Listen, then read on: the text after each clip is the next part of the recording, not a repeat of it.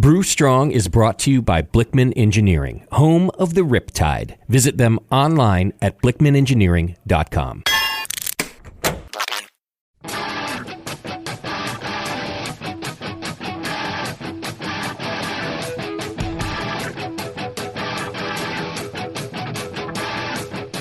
Brewers, it's time for the beer radio you've been looking for.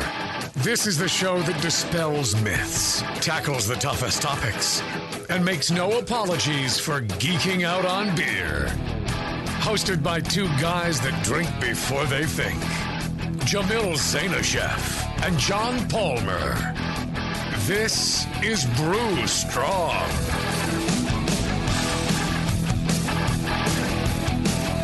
Hey, howdy, hey, my brewing brothers and sisters. Greetings, Cretans. Welcome to Brew Strong. There you go. Welcome. We're Live. Seated. Yeah.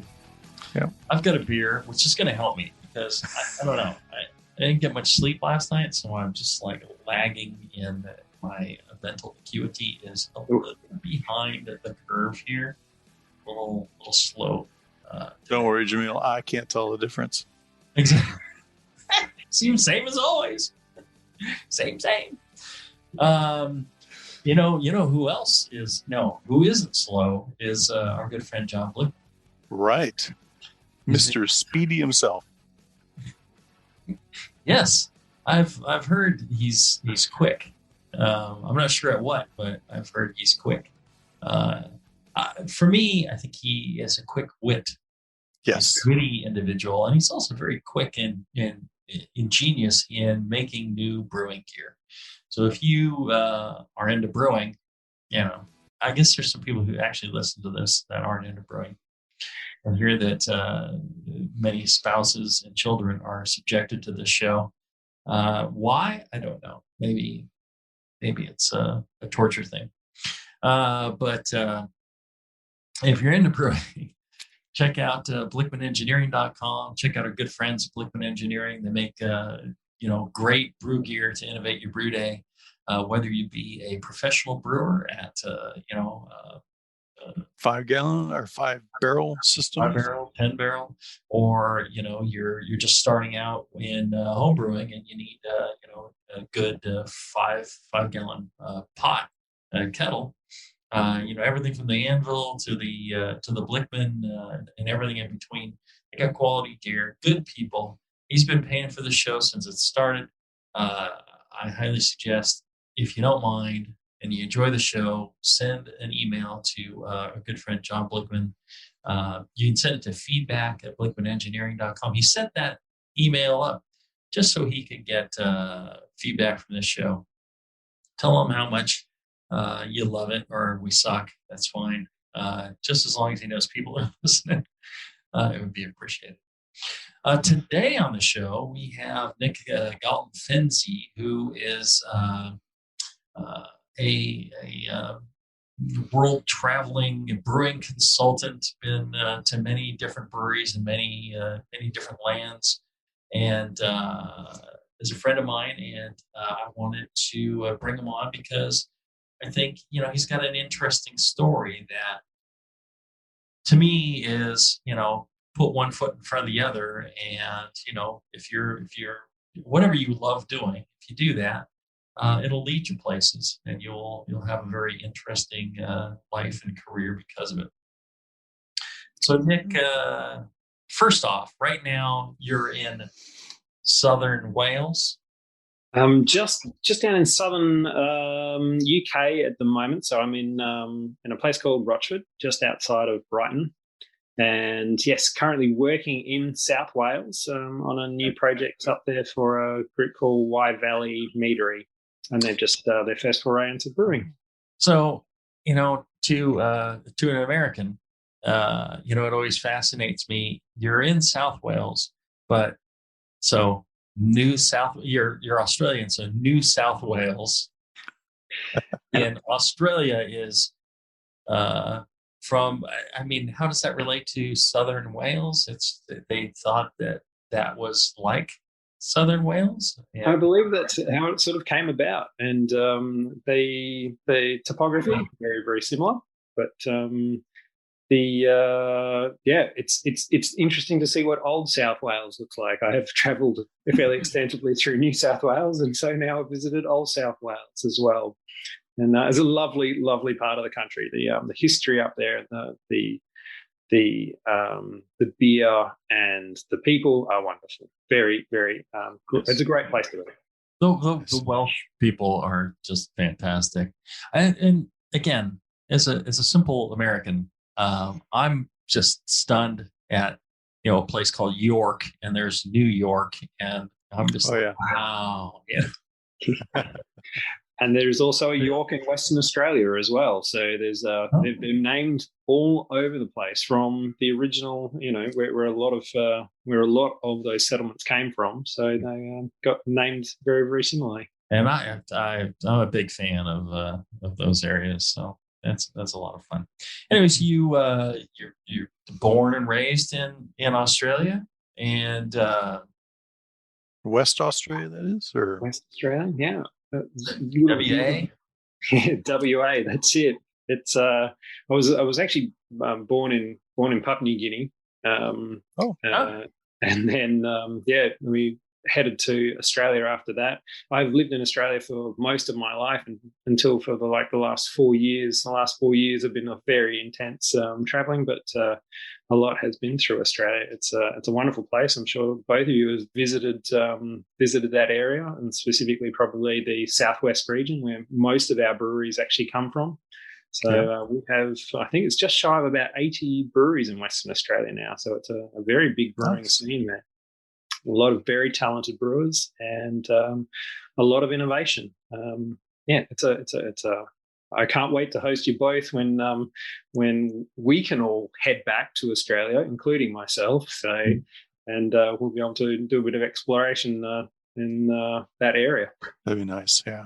Yeah, I recall, when I first went to Australia, the beer at some of the breweries I thought was okay. Wasn't there were a few great ones, and a lot of them were okay. And the homebrew was there was a couple of great brewers, and there was a lot of so-so stuff. And then you go back a couple years later, and then all of a sudden you're just like, wow. Yeah. This is really going strong. And within a period of 5 years, I think, they made up like 50 years of ground. I was so impressed at how quickly brewing was evolving in Australia. And I think it's just kind of a mindset there of, improvement. And it was pretty impressive. And, the last time I was there, I was like, man, this beer's great. Everybody's brewing great beer all of a sudden. Yeah. With so much competition, that's exactly right. There was a lot of breweries that had sprung up in the last 5 to 8 years, and as a consequence of that, they've the breweries that had pioneered and had established were now having to not just produce beer, but they were having to produce good beer. Right. So it lifted everyone's game, and that level of competition that did go up. There was a lot of deregulation that had happened in Western Australia and in Queensland, and as a consequence of that, there was a lot more players that were now in that area. So it's good, really good thing. Well, and you started as a home brewer, and then you opened a brewery in Australia. Yep. I started homebrewing at age 17. I was helping a friend of mine and his father clean out his garage, and we'd stumbled across it was an old Alinda fermenter. So it was a 1970s brand, Australia. This thing had sat dormant for a number of years, and we dug this thing out. Bill promised us that when we'd finished cleaning out the garage at the end of the day, he would show us how to make beer. And we did make that beer, and it was terrible, absolutely dreadful. And I thought, I wonder how I can make this better. There's got to be a science behind it. And through my parents had a bit of a science background, and I thought, well, I'm going to learn this, and I'm going to master this, and I'm still doing it sort of 25 years later. Well, and being in Australia, you probably started drinking at age 7 or 8. It's about 6, I think, is where they normally start. So you normally start. So you already had like 11 years of drinking experience. So you knew that the beer was bad. It was time to have some quality behind it as well. Mm-hmm. So did you pursue that and keep homebrewing, or how did you transition from that into opening your own place? So I had by the time I'd sort of hit 18, 19, I'd colonized my parents' garage, and there were bottles and there were trials and samples. I was even trialing things like the very early hop oils and hop oil emulsions. So this was back in 1995, 1996. And they were very, very new to market. And one of the guys who owned the homebrew shop sort of took me under his wing. And every single time I went in there, I said, "Oh, so what's new in the products this week? Where have we come?" And we've been very lucky in Australia with the Cooper's homebrew kits, which were very good quality from day one. And I'm not sure if those same sort of level of quality were available in the US. But the Australian Cooper's kits were very good, and that's how I learned. And I just slowly, as I developed the knowledge, I'd try a new ingredient and a new batch, and every single time I brewed, I would just change one aspect. So that way, I got a very good understanding about what the flavor change was, and then slowly built up my knowledge, which is good. Well, and you also went to university for biology and environmental sciences and biochemistry. And did you, when you were going to university, was that your goal, was to learn about brewing, or? No, not at all. I'd already been brewing for a fair time, and at university, it was just a means about being able to supply me and my buddies with quality homebrew. So I would always rock up to the parties with what I'd made and share it around, and everyone could have a bit of a try. And that sort of progressed all the way through to when I started working. So I would then showcase every single time I had a new beer, and I would showcase that to them as well. Yeah. Well, and so out of university, and then you was like, well, my parents want me to get a job and work, and I'll open a brewery. Is that how it went? So I headed off after that. So I completed my degree. I had a job offer. I did not know where I was going. I was told it was a 3-month contract. I was given a flight number, and fronted up to the airport and checked the flight number against where I was heading. I was heading to a place called Kalgoorlie in Western Australia. It's 600 kilometres inland. It is one of the largest regional populations in WA. It's right on the border of the desert and a place called the Great Western Woodlands. It is red dirt, and I headed up there for a 3-month contract, working within the environmental industry for mining. So I'd used that time when I was up there to obviously my first job out. I had a lot of debt to pay off at that stage, so I did exactly that. And I continued homebrewing all the way through. So on the Friday, we were in a large share house. There was, I think, about 7 or 8 of us at the maximum numbers that we managed to pack into this house. And I'd brew and I would produce beer for the entire house. And then on sort of Friday night, we'd have a little jug that we'd put on top of the fridge. I'd put on top of the fridge, and donations would come in, and I would ultimately end up putting anything that I had as far as dollars go back into more equipment, growing up the size. And before I realized that it had almost a 300 litre system that was now sitting and occupying in the garage, along with the the electricity bill and the water bill that had gone along with it. So I'd honed some of my skills. I was still learning, and I had many willing test subjects who were willing to try out some of these beers as well. So I eventually had earned enough money that I had a small kit sitting there and quite a lot of interest from the locals as well. And it was at that stage I bit the bullet and I purchased up one of the local warehouses that still housed a powder coating business. So I took on that powder coating, not the business itself, but actually the warehouse, until I could then afford to pay that building off. So I used the rental income and the dollars that were coming in from the brewing that I was doing on that Friday night to pay everything off, and moved into that. I think it was about 2005, 2006. And then I started the fit out with the idea of building a commercial brewery. So it took me almost 3.5, 4 years to do the fit out for that. I had a lot of friends in trades, and they helped and they worked and did very high quality workmanship, and they got paid in beer, so it was a way that I could pay off people that had skills that I did not have, and they were very good about that. So it took me a long time to build and a long time to get into it. But by 2010, I had actually opened up the establishment. So it's Beaten Track Brewery in Kalgoorlie in Western Australia.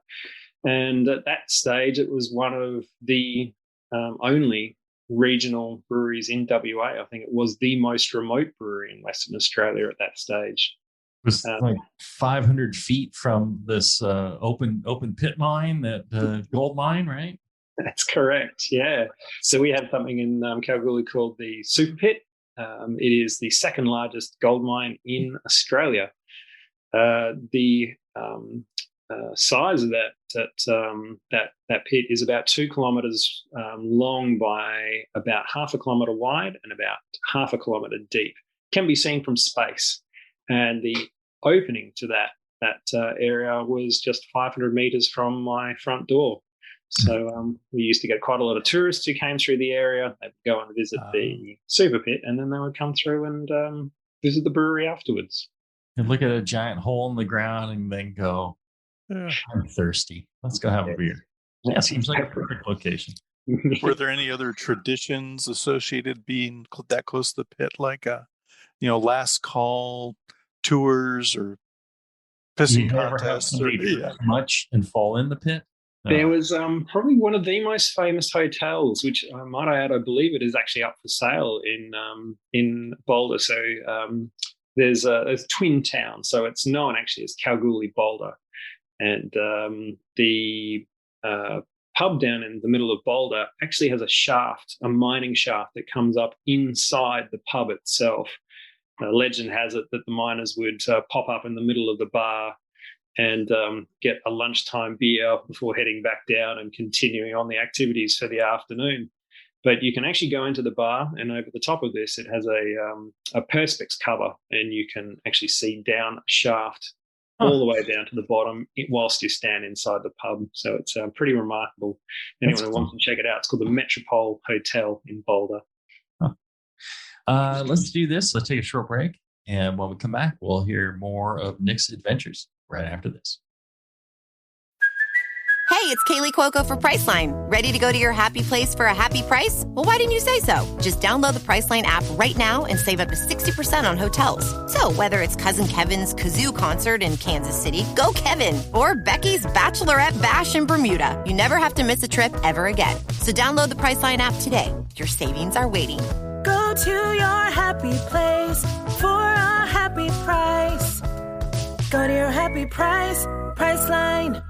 Are you looking for a simple brewing system that's great for all grain brewing, but everything on the market seems to be full of compromises? Blickman Engineering has the answer. The Blickman Brew Easy All Grain Brewing System. The Brew Easy is a complete system with easy upgrades and a beautiful compact design, perfect for any size brewing location. At its core, the Brew Easy is built on two gorgeous Blickman Boilermaker brew kettles, a high-temperature March pump, and either a top-tier gas burner or the new Boil Coil electric heater. The Brew Easy adapter lid allows the pots to stack on top of each other, forming an efficient, strong, and compact brewing setup that comes in 5, 10, and 20-gallon batch sizes. Upgrade your Brew Easy system with full automated control by adding a Blickman Tower of Power temp controller, and make moving around easy with the Blickman Kettle Cart. The Brew Easy is modular. If you already own a Boilermaker kettle, you can build your Brew Easy by purchasing just the modules you need. The new Brew Easy all-grain brewing system. See it today at BlickmanEngineering.com and brew with Blickman quality on your new Brew Easy.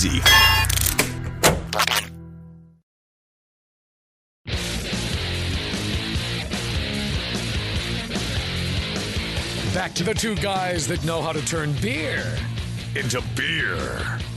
This is Brew Strong. All right, we're back with Nick Galton-Fenzi, brewing consultant, and we're kind of hearing his adventures as he got started and opened his place, and there's a lot more to tell. I do have a question for you, and this may seem odd, but having been born in PNG, have you ever heard of the cuckoo cuckoo? I have heard of it, but I do not know what it is. It's a people, a tribe in PNG. Okay. I read this book as a kid. I found this book in the library, and it was about this guy's experience kind of living with the cuckoo cuckoo, and they had been uncontacted before him, and it was just fascinating. It's stuck with me ever since. So I've always had this fascination with the cuckoo cuckoo. So there you go. No, unfortunately, I cannot shed any light on the on that particular area within Papua New Guinea. But I'll now go and look it up and see if I can find any truth to the story.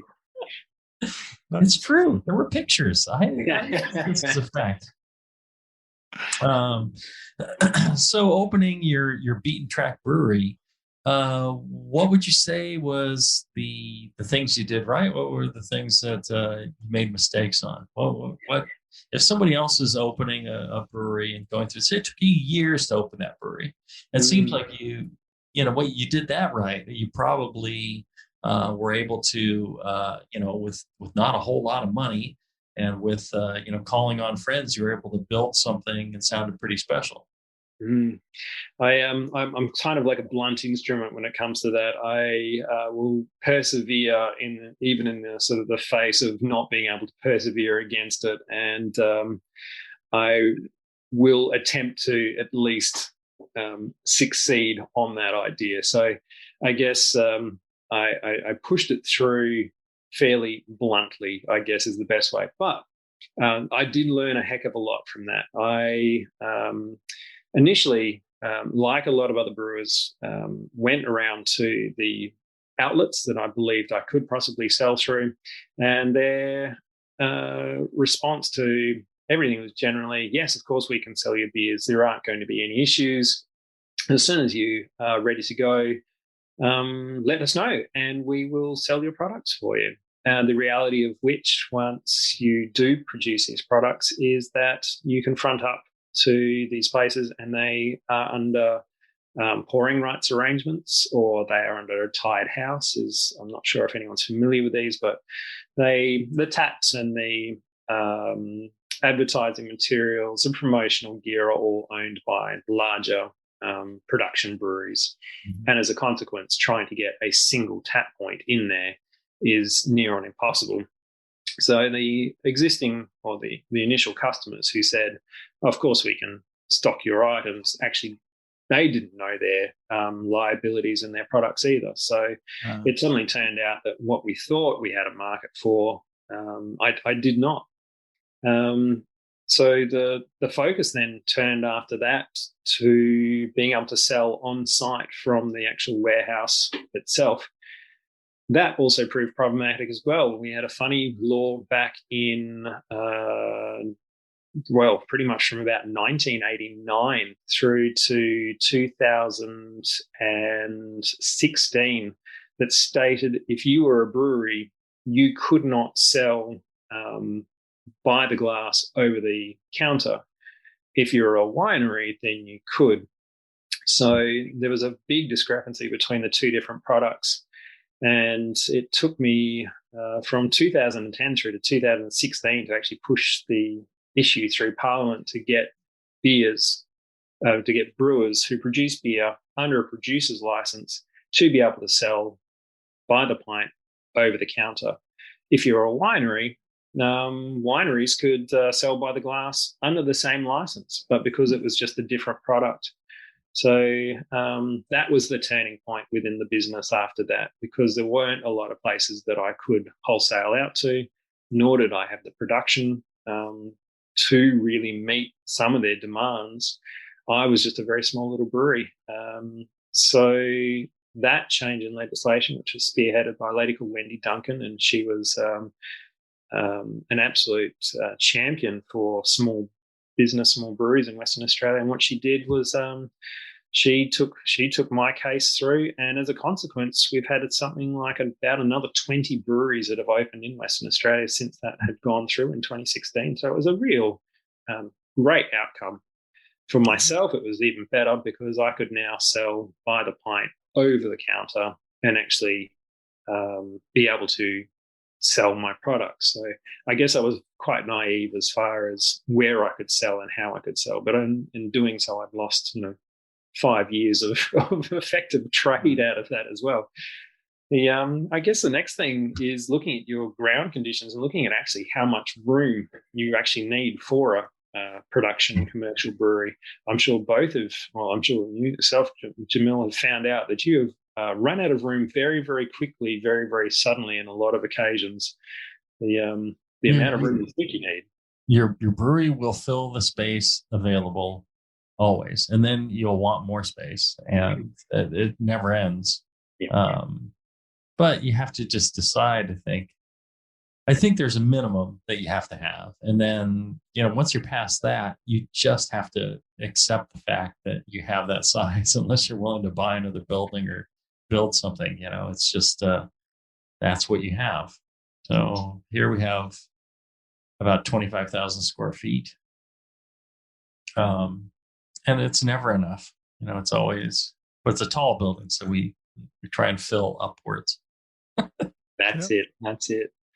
And through that sort of mechanism, that's exactly where Beaten Track Brewery had ended up, and I had been able to take it to so far with so much room, and the new owners down there, Mitch and Alira Dodako, they are expanding, and they are moving premise, and they're moving it up to one of the main streets. So that's downtown Kalgoorlie now, to meet that demand, which is a real success story. So it is. Yeah. So you sold the brewery and you moved on to what? So I had an opportunity in Nevada, and I was going to head across there to start a new operation. That was in Elko, or? Yeah, Elko, Nevada. That's correct. Yeah, and been across to check out sort of the ground conditions, see some of the areas that were potential. We were looking at initially one of the old power stations that was there. It looked very promising as far as a building. So I started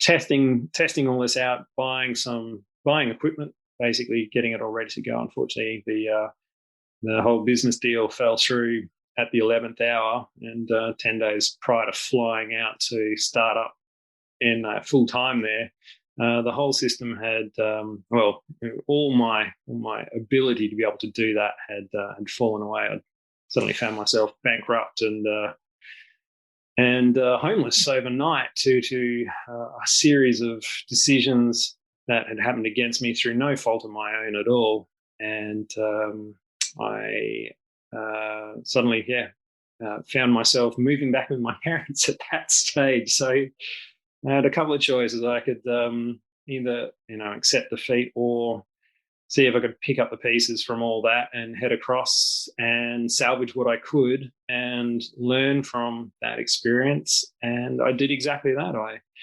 I headed over to Nevada. I packed up what the equipment that I could salvage. Anything that I couldn't, I gave away.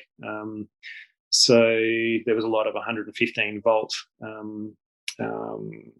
equipment that I couldn't utilize even if I was sort of to head back to Australia. So there's a lot of very lucky people around at that stage who ended up with some very nice brewing equipment.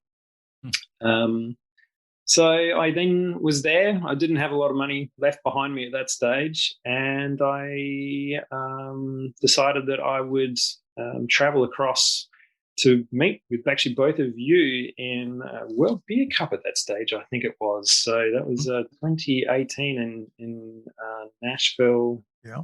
And I spent 3 months busing, hitchhiking, driving across the USA, stopping at every single brewery that I came to and sampling anything that I could sort of get my hands on and speaking with all the brewers. And I picked up little bits of cash work here and there as I went through. And most of it was just for food and board. So, I was sort of sleeping in cars and motels and all that kind of thing at the time. And I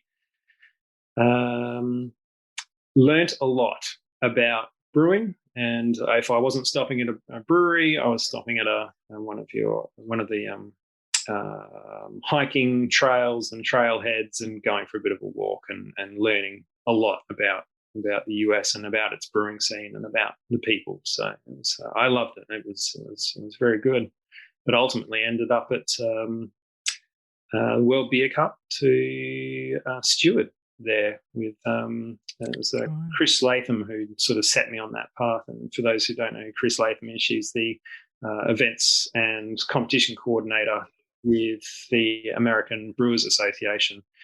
And she put me on the path to how and who and why could I speak to.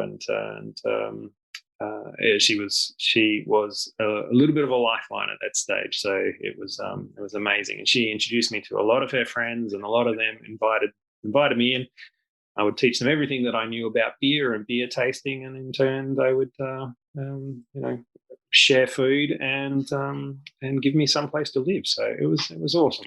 Well, clearly the pivotal point in your life was talking to John and I at World Beer Cup. That I think it all hinges on that. The story was going nowhere until then, and then your life actually meant something. Is that correct? Well, if you've seen on my webpage there as well, you'll see the photos with both of you and books, etc., that have inspired me all the way through, and I have learned a heck of a lot from. So, thank you very much to sharing both of your knowledge for what you have done. It is really, really good. What you guys have both done for the industry is spectacular. So, was there some people or something in the United States that was really memorable, or one piece of knowledge that you learned about brewing that really you've carried forward or that you share with other people since? The one, and it's not even a significant moment as far as learning. I do remember walking in North Carolina in Wilmington, and walking down the main street there, and for no other reason, I looked up and I saw the Untapped sign from the head office that's down there in Wilmington. And I don't know what made it. I don't know if you've seen the front office of what Untapped looks like. It is a horseshoe box that's only about from what I saw, about 3 meters wide, and there's a single little sign that sort of hangs out the front. And to my knowledge, I think that is its head office. And I don't know why I looked up at that stage, but there was no other beer paraphernalia or anything else like that. But there was the Untapped sign. I went, very interesting. I wonder how I've come to be at this place at this time with the beer sign hanging over my head with, one of the biggest sort of social media providers on beer that there probably is. And I just thought that was kind of fascinating. But everyone who I met taught me something about beer and how they got there and what their processes were. Every single brewer that I met was too excited to tell me about their products and how they came to be as well. And I learned a lot from every single person that I came through. So it was really good. And then you spent some time with the folks in Boise, Idaho, as well, the homebrewers out there. Let's take one more short break, and when we come back, I want to hear about your time in Boise right after this.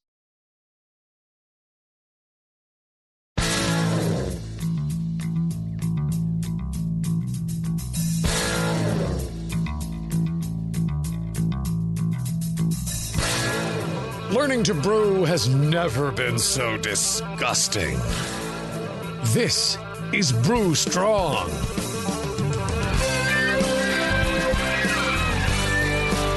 All right, we're talking with Nick Galton-Fenzi about his adventures in brewing. And before the break, I was asking you about the folks in Idaho, because I actually really enjoy Idaho. I've been there a number of times. It's one of I think it was our first out-of-state distributor was in Idaho. And, I used to travel out there, and people ask me, so I'm there visiting, working the market, talking to people, doing events. And people would ask me, they're like, so we're really appreciative, but why are you in Idaho? Question. I'm like, well, why not? They're like, most people don't come to Idaho with their beer, and now it's become like a destination for pretty much everybody leaving California is going to Idaho. So kind of like Idaho or Arizona, and a lot of Idaho's it's a beautiful place, lots of great people. The beer scene there is exploding. The beer and restaurant scene is exploding. It's really fascinating and very enjoyable. But what year were you in Idaho? So that was 2018. Boise, if you haven't visited Boise in Idaho, it is an amazing place. As Jamil said, the brewing scene down there, you can do the Greenbelt Walk, which is all linked by cycleways. So there is no interaction with any sort of traffic at all. There are hire scooters that you can hire all over the place, and you can get to and from 8 breweries just up in that one area. The beers are of great quality. The food and downtown scene in Boise is amazing, and they've got a great homebrew club there. So one of the guys who I helped train up, a guy called Ben Hinkle, and he's still brewing at the moment. We set up his basement as a small microbrewery. As in a home brewery, sort of microbrewery. And the enthusiasm they grow their own hops there. They are innovative as far as what they do. Their Facebook page always has little bits and pieces going on as far as the quality of it. But the scene in Boise is amazing. I can't rate, probably behind Wilmington, Boise in Idaho would be one of my favorite places to go and visit. And I always do try and get back there whenever I do head back to the US. Yeah, it's an amazing place, and in some ways, I see other little knots of this same thing happening. Reno is kind of taking that same kind of course where they're adding more great restaurants and breweries and cool places to go. It's like these little enclaves are starting. Speaking of Reno, I did want to mention our other sponsor, main sponsor, Brew Chatter, brewchatter.com. RJ and Josh, great folks. They have a wonderful homebrew shop there. Anything you need for your brewing day, they've got. You can order it online, or you can go in person. and talk to those guys. They're always there, and they've got the freshest ingredients and the coolest equipment. So check them out, brewcheddar.com. All right, so you did the Boise thing, and then where did you go? What happened after that? Well, at the time, I then headed up to Canada, and I repeated the same process as what I'd done. I started off in Winnipeg, it was, and I then moved all the way from there through to Toronto, stopping at, again, every single brewery. And the people that I met at those brew pubs on my travels were just simply amazing. Friends who I will always keep in contact with, people like Chris, who sort of, we just ended up getting talking at the pub, and he said, "Oh, I've got spare place. Just let's get a bunch of beers." And and he was a real beer enthusiast. He wanted to know everything about beer, and I met so many people like that on that trip. They're Canadians. They're nicer like that, In America, you don't get that, but in Canada, yeah, sure. Yeah, I had the same experience in both countries. It was really quite good. I finally rolled up in Toronto, and I'd sort of was trying to work out what my next move was when I had a phone call from a friend of a friend of a friend who said, "Oh, I know this guy who's a brewer, and they were looking to start a brewery in an estate in the UK. And they phoned me up and said, 'Are you interested in coming across?' And I said, 'Well, look, I've got no place to be and no rush to do it.' So they said, 'Right, we'll buy you a ticket across.' And so I jumped across and landed in London, and then made my way over to a place called the Newnham Estate, in which they are a very old historic estate. It's the largest land holding in Oxfordshire, and it has a number of different properties that are on the premise, including an old packing shed. And they wanted to turn that into a brewery. It's still an ongoing task and process. There's a lot of approvals that do need to go through. There's places like a deconsecrated church that are on site that may well form part of the future of that sort of area. So I did an assessment for them, and that is still ongoing. But in the meantime, I'd sort of met a series of other people through getting to Newnham Estate that said, "Oh, we are looking for brewers, and we do need some knowledge."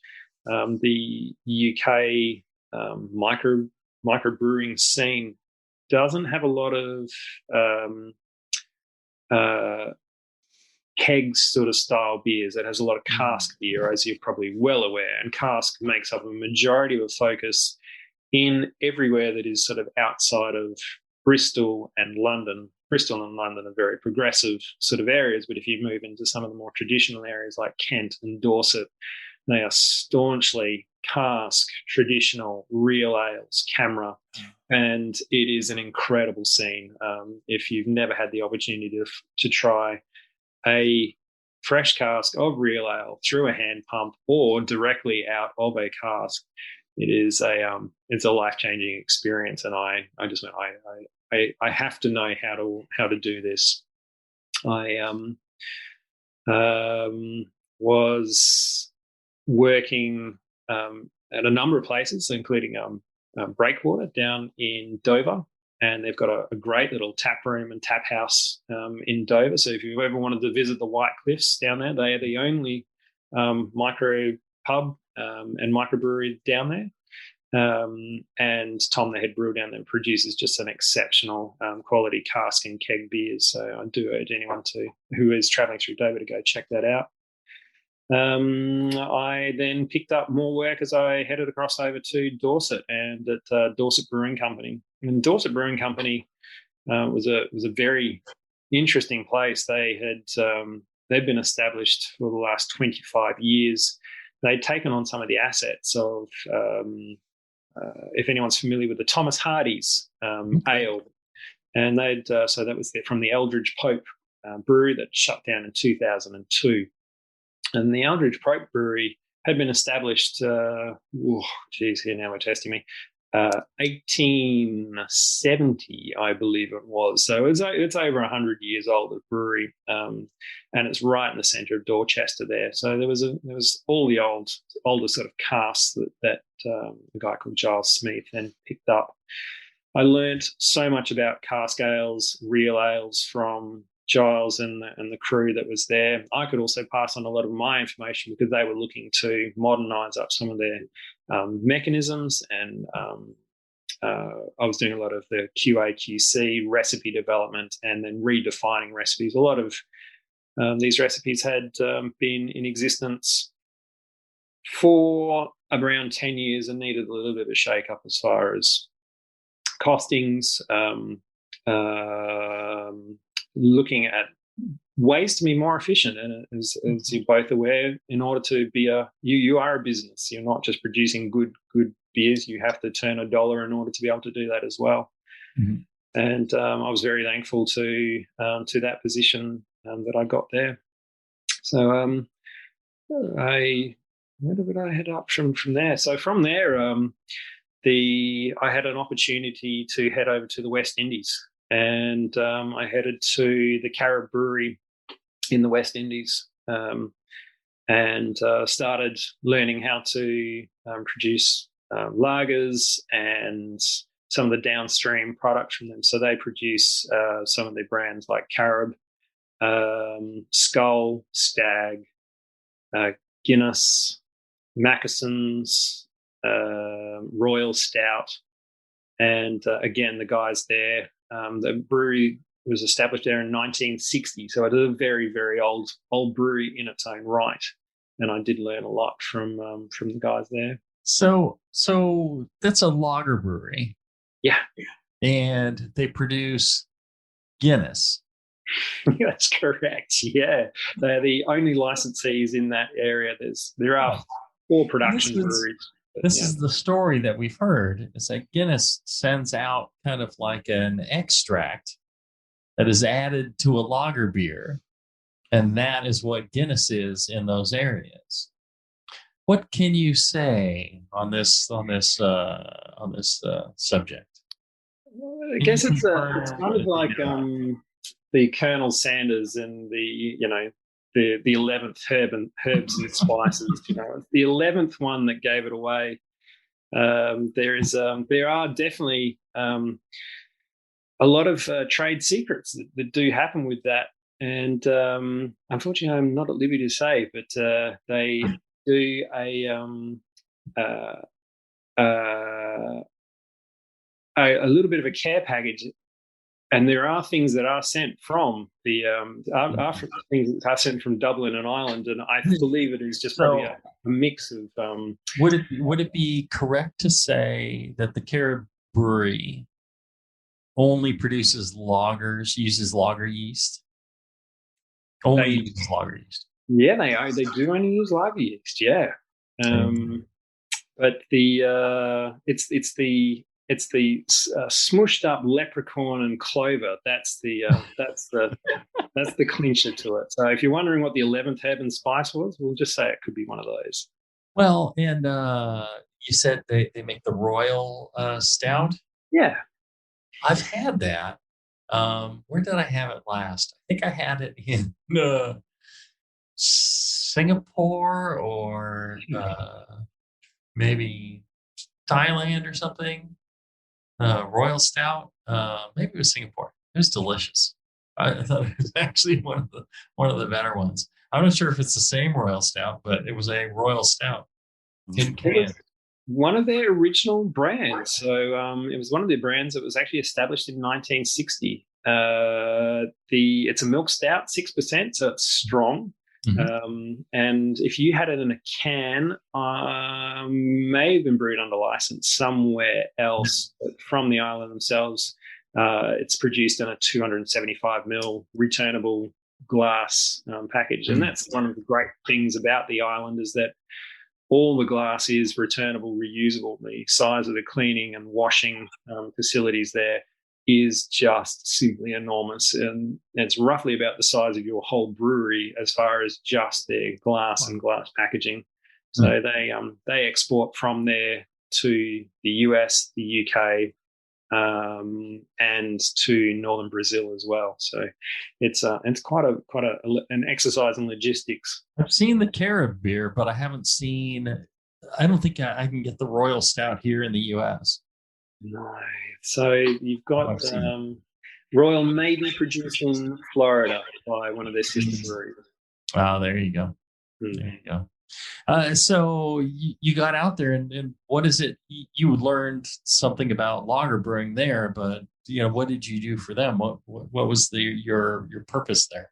So my basic role was actually to introduce new products, and specifically IPA. So just finished doing a rollout of the IPA just over the weekend, and so we were looking at mechanisms about using existing product streams, and how to tailor those without having to go through developing an entirely new product line.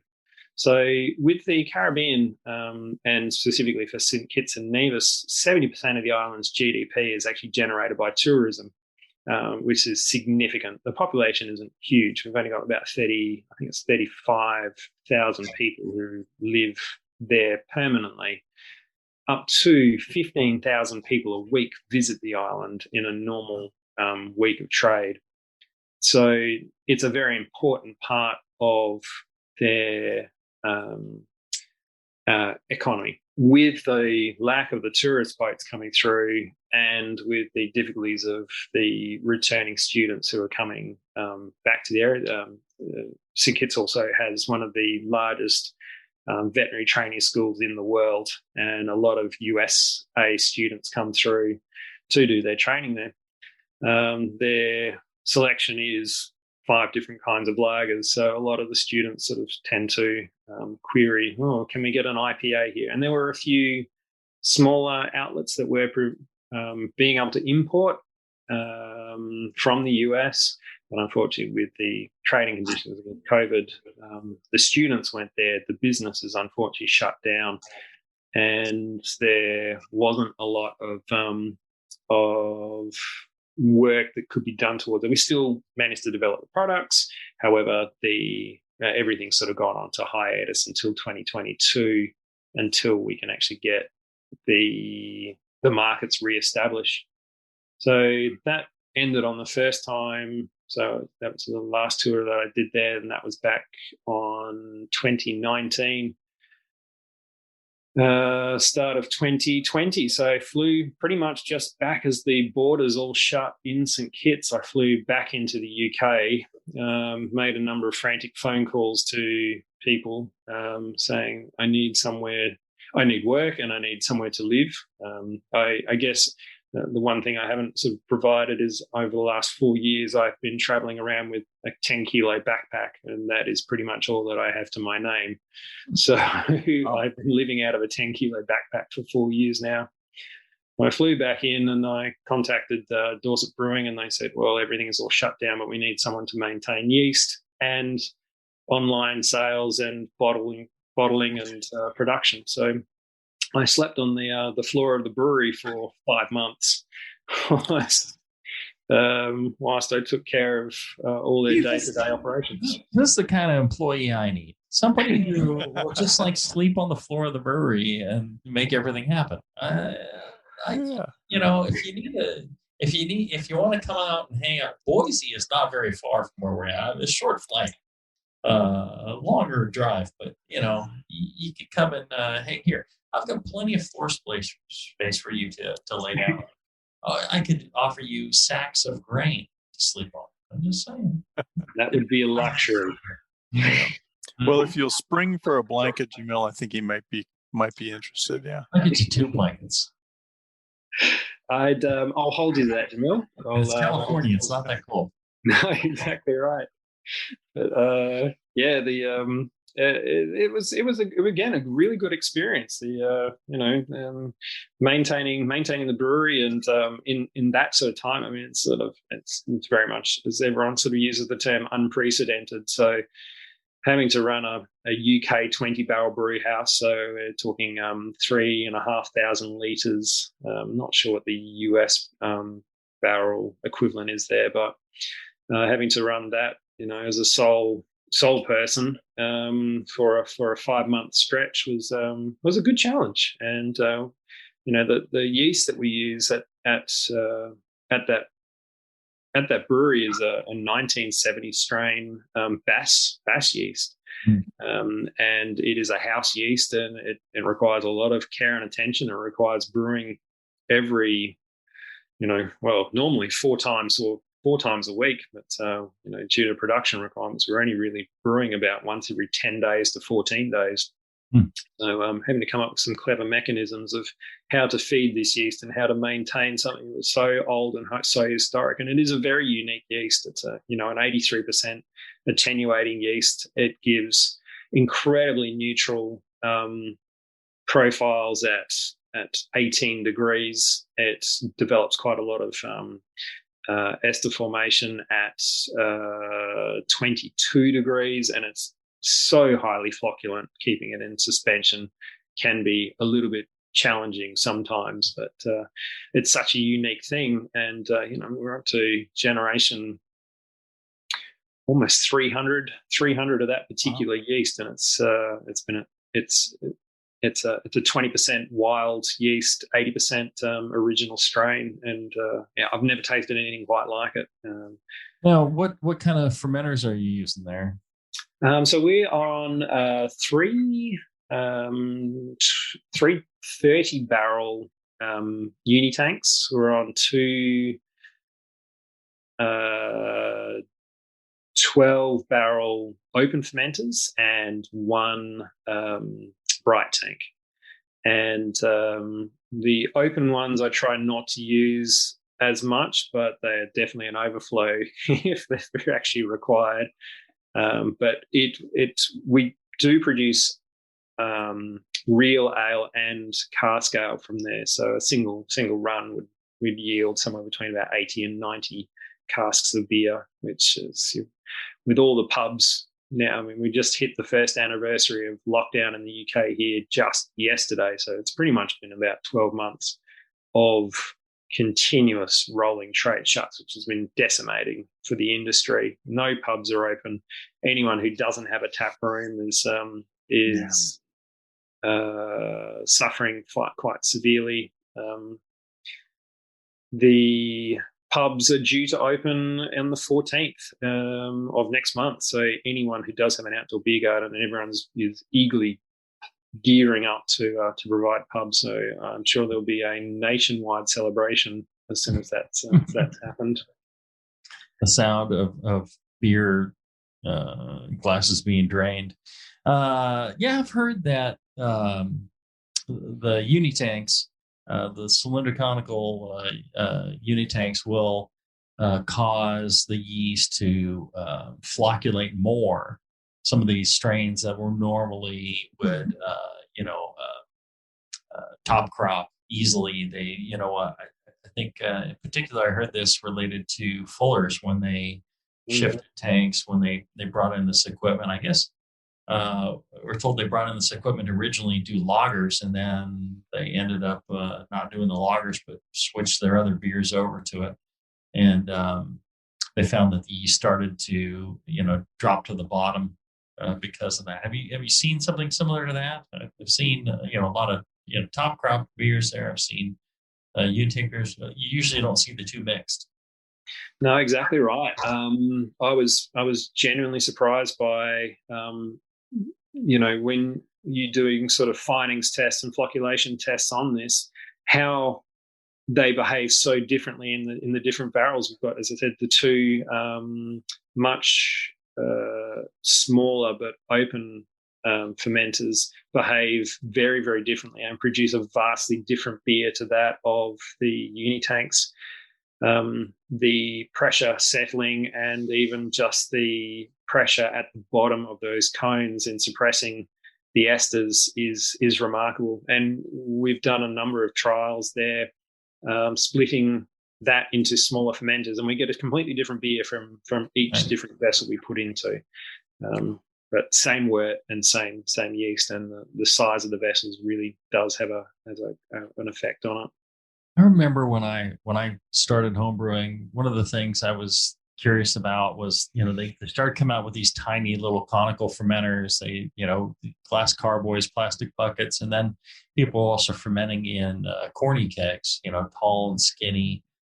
And so I did a side by side on all of those, and each beer was different. You could taste the difference between these things in a blind triangle, and I was shocked. I thought, well, but the flat bottom of the carboy versus the skinny, kind of a little bit coned of the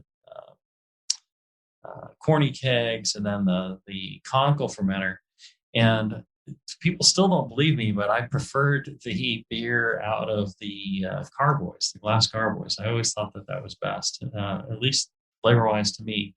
I think a big part of it was the broad, flat surface of the yeast when it flocculated. You still had a large yeast surface area versus all these other fermenters. You had, a kind of compacting of the yeast, and the surface area presented for cleaning up at the end of fermentation was reduced. And I think that was the difference, in hindsight. But fascinating. The differences in just changing your fermenter geometry and what it does to the beer. Well, we've got our yeast expert right on hand with us. John Palmer's, what he's written as far as that is, incredible. Some of that research and knowledge there is just unreal. Thank you. Right. One last break, and we'll be back with more of Nick right after this.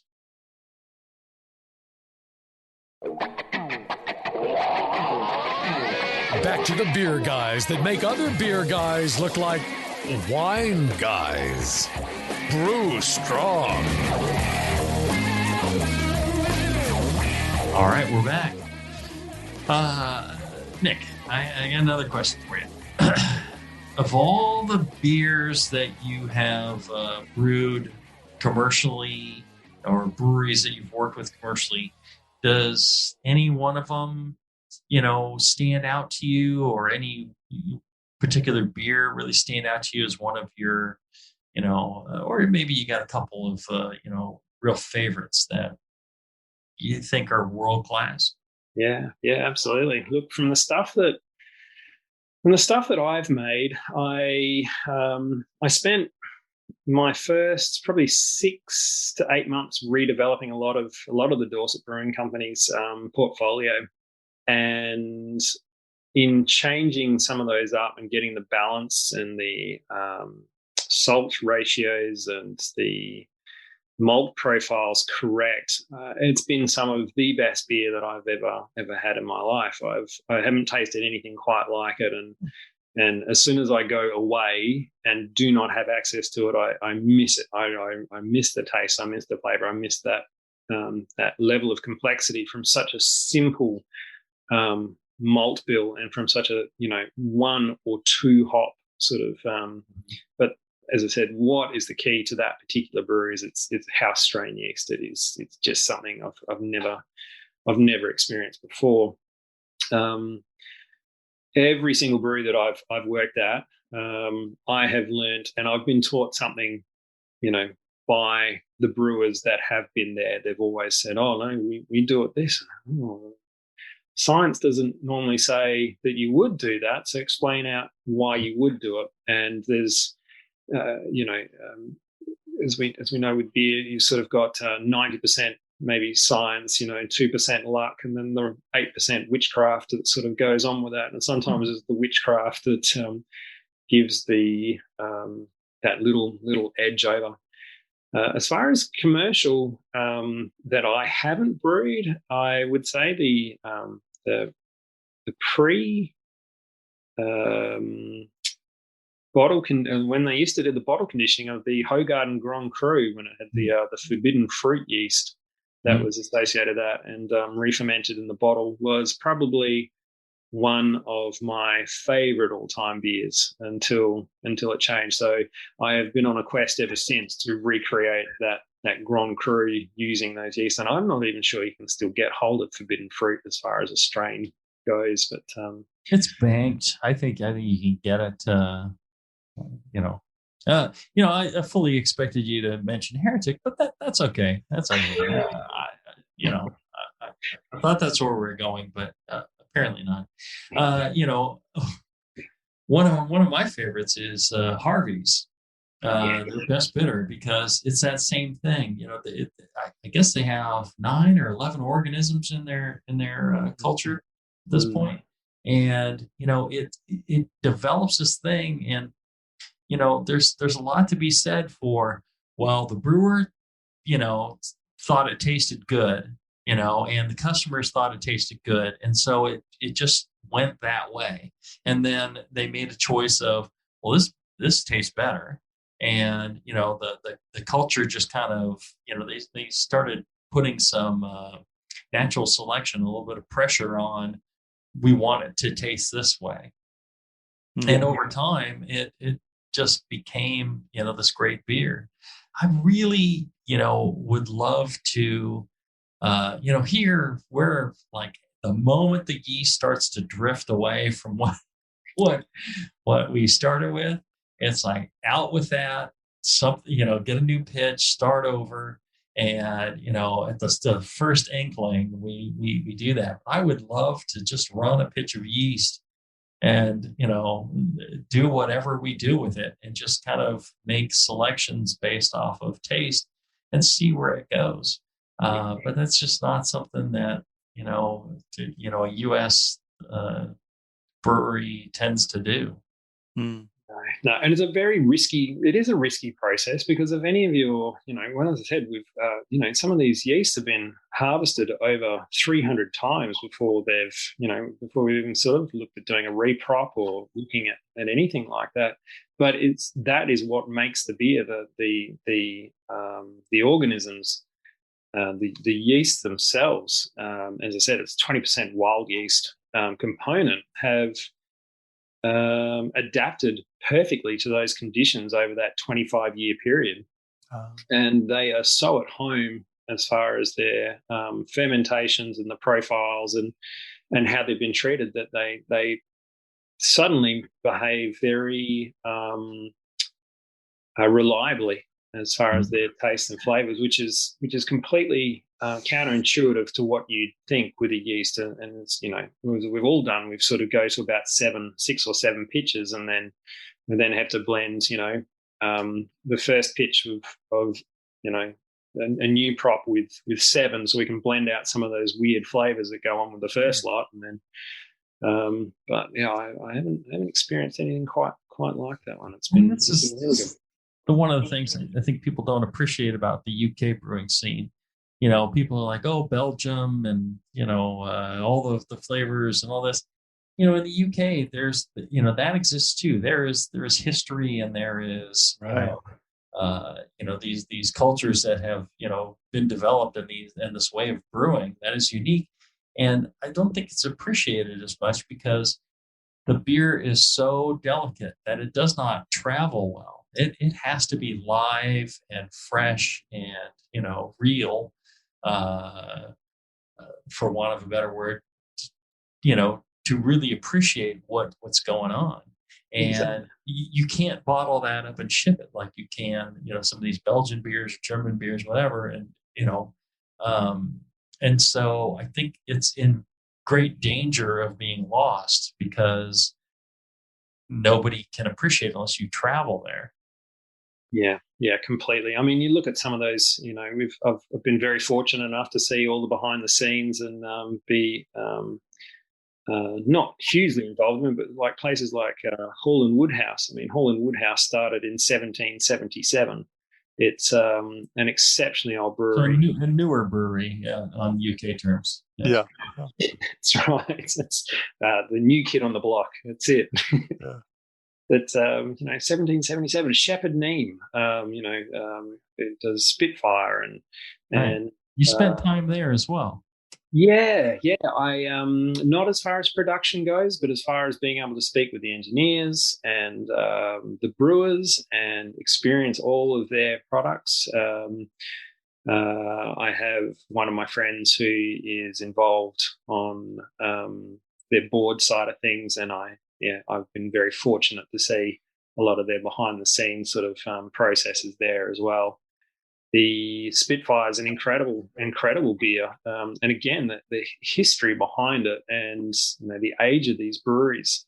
I mean, they're new. They refurbished their new mash tunnel. I think was in 1950. That was their new refurbished one. So brand new, 70 years old. So, I think that people underestimate exactly how intimately involved as far as pubs and breweries go and happen in the UK. You could always get a pint of ale in the pub. The pub was your original internet. It was where you had your mail sent. It's where you had it's where you met up with friends, where you swapped all the ideas, and before levels of communication, everything revolved around the pub.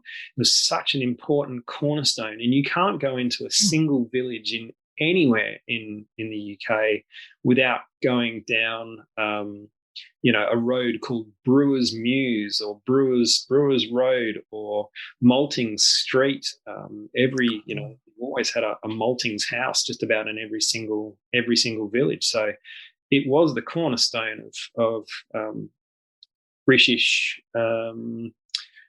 a British way of life. So I think when everyone sort of says, "Oh, the pubs are all shut here," I don't think people understand exactly what the ramifications of that are, because everything has revolved around pubs for so long.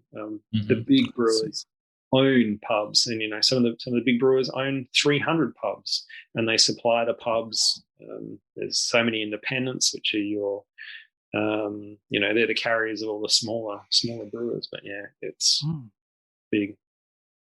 Now, what's next for you? Very good question. Okay, it's so at the moment I'm involved with a place called the Wye Valley Meadery, and they've just moved into their first foray in brewing. We've just put down the first 2 batches. They were based in Shepstow, Southern Wales. We've just finished moving their entire brewery in under 4 weeks, re-established that brewery, and have now put down the first 2 beers, which I'll be travelling back up there next week to go and package. So we've got 2 new ones. We've got the Hive Mind IPA, 5.8%, very simple malt spills, single hop citra, something designed just to showcase. We did a test trial batch of that in August of last year, and that sold very, very well.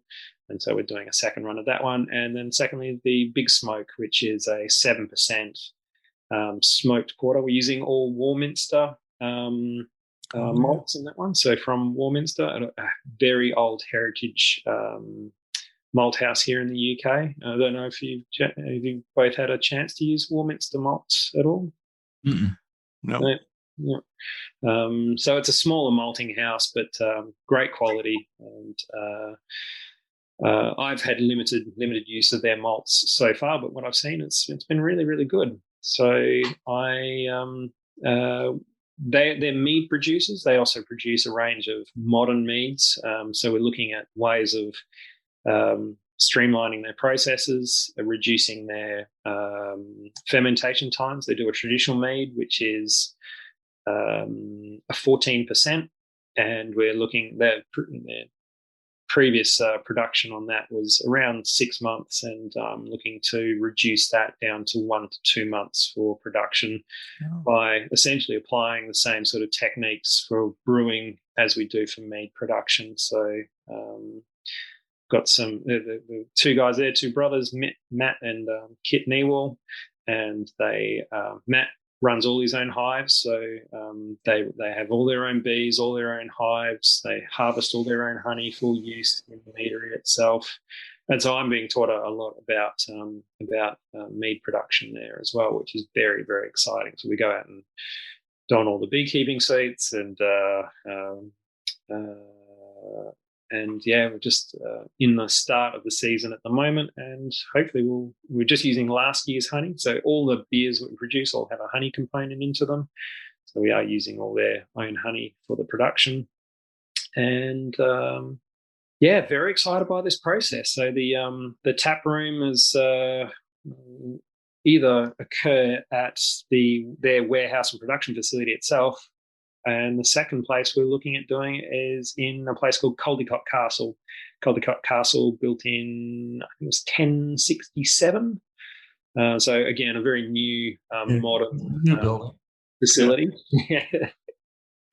And to my knowledge, it'll be the first tap room in a castle in the world. So I'm not sure of any other tap rooms that have been built into castles. The Grade 1 heritage listed building, so it's going to hold a number of challenges as far as what we can and cannot do. So, but drinking a horn of ale, braggot or mead from a castle built in 1067, I think holds quite a lot of appeal to. I definitely want to visit. Yeah, that'd be good. Yep. So you mentioned the Wye Valley. Is that the same valley where the Wye Target hops come from? Do you know? Look, I actually saw them. Because I know they're being produced in New Zealand as well at the moment. I did see. I haven't managed to follow a lot of the latest trends, but I did see Wye hops were being offered from New Zealand in an email that I saw this morning. I do not know, unfortunately. I'm going to say it's one of the only Ys that I've come across there. So that, if I do find out, I'll let you know, definitely. Okay. Yeah. Another reason to come visit. Yeah. I can't wait for you both to be able to travel again. You can both come and check it out, and I can host. We've got quite a lot of people who have lined up ready to go for hopefully October of this year. So obviously, as soon as we're all allowed, let's do some collaboration brewing there, and we'll do some cask ales and some hand pumped poured ales as well, and you can see and taste for yourself, because I'd love some of your feedback on some of these products, because I think I'm so excited about them, and I think you guys will be as well. Nice. Sounds good. Yeah. I'll plan on it. Who knows? Maybe GBBF happens this year. Hard to say. It's kind of one of those things that may or may not happen. I don't know. But I'm always interested. All right. Well, thank you, Nick, so much for joining us. I could talk to you for hours, but we've got to call it in, because the shows are what they are. Thank you. Enjoy the show. Oh, and if anybody wants to get hold of you for consulting, did you want to give any sort of way to contact you? Yep, they can get hold of me via at Nick's Ale House, all one word, and it's all on Twitter or Instagram, so at Nick's Ale House. And please feel free to get in touch. I love to see a brewery succeed, and I really enjoy what the brewing community has to offer.